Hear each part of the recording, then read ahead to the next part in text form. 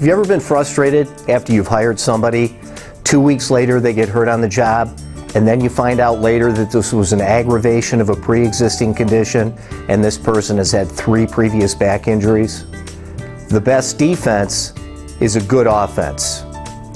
The problem is most employers don't do any type of post-offer or pre-employment testing, and this leaves them exposed to the injuries that can possibly occur when hiring an individual who isn't either physically strong enough to do the job or an employee who has pre-existing conditions likely to be aggravated by the demands of the job.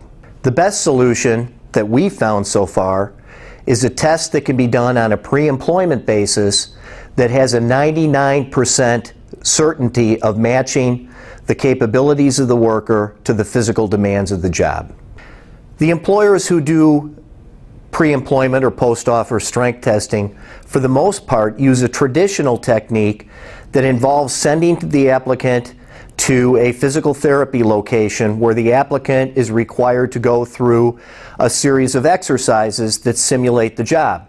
The problem with that type of testing is that it's very subjective in nature and on a nationwide basis has about a 1% rejection rate of the applicants who take such a test.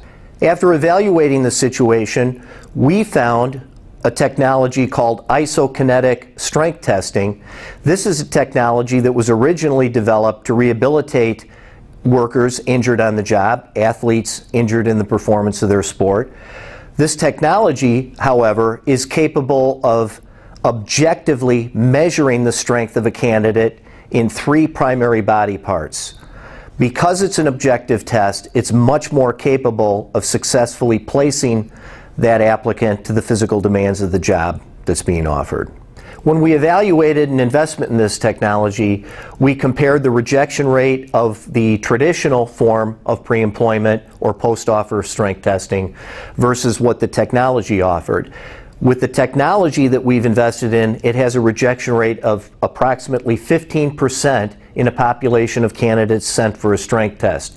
Versus the 1% rejection rate for the traditional technology, it was a no-brainer. Isokinetic strength testing measures the strength of a candidate in 3 primary body parts. The trunk, which is a function of core and hamstring muscles, the knees, which are a function of the quads and the hamstring muscles, and the shoulder joint, which is a function of the strength in the shoulder. These 3 muscle groups account for 83% of the muscles used in the performance of heavy work. In order to use this technology, it's first important to evaluate the actual demands of the job. In those cases, we complete a job task assessment that quantitatively determines exactly the physical demands of the job that you would like to do testing for. Once we establish what the strength requirement is for the job, a candidate comes in to take the test. The test produces a number in terms of the strength that the individual has. That number and their strength is measured against what the demands of the job are. And the candidate is either accepted for the job or rejected on the basis that they don't possess enough strength to safely complete the job. Another benefit of the isokinetic testing technology is if you have a candidate take the test, the candidate passes the test, what's happened is you've now created a baseline that follows that employee through their working career with your company.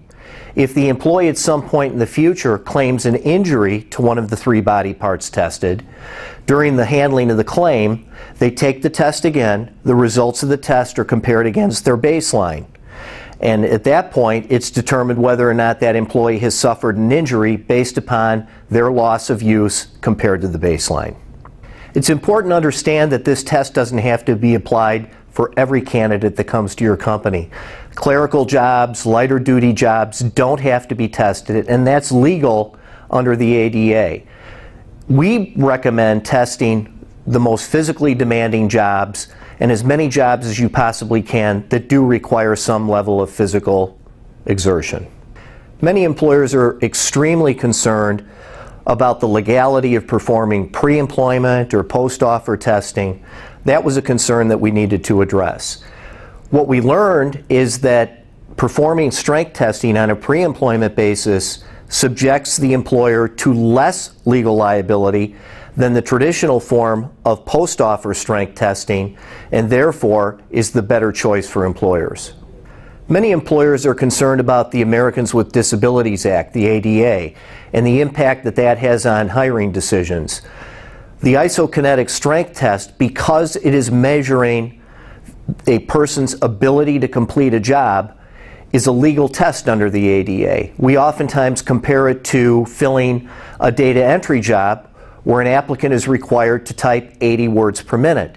This test requires that a candidate possess a certain amount of strength in order to perform the necessary and essential functions of the job. This is what makes this test legal under the ADA. Many of our customers are concerned about the use of strength testing in a union environment. What we found is that many of our clients have successfully implemented the strength testing in a union environment, the argument being that the union promises to send ready and able labor to the client to perform the work. This test simply validates and verifies that that candidate who's being sent to the job is in fact capable of performing the duties of the job. We talk to so many companies that are frustrated because they hire an employee only to find out 2 weeks later that they've aggravated a pre-existing condition and now they're paying for the 4th back surgery. Hiring practices don't have to be the luck of the draw. Technology like this can help you select the best employees, place them on the job, and avoid the tremendous costs associated with soft tissue injuries.